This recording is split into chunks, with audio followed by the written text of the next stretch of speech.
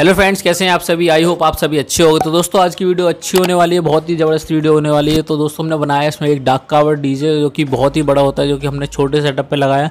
तो इसके सबसे पहले हमने बनाई है ट्रॉली और उसके बाद हमने इस पर सिस्टम बनाया है। और ये छोटे छोटे कॉलम जो दोस्तों ये मैंने खुद बनाए हैं। और आप सीखना चाहते हैं तो प्लीज़ कमेंट कीजिए इस वीडियो में और मैं आपको नेक्स्ट वीडियो आपको सिखाऊंगा। तो दोस्तों चलते हैं इस वीडियो की तरफ और बनाना सीख लेते हैं। सबसे पहले हम ट्रॉली बना रहे हैं और उसके बाद हम इस पर सेटअप लगाएंगे। तो ट्रॉली बनाना सीखिए। तो चलिए दोस्तों, ये वीडियो अच्छी लगे तो प्लीज़ लाइक कर दीजिए और शेयर कर दीजिए अपने दोस्तों के साथ। तो इन्जॉय कीजिए इस वीडियो को। Thank you for watching.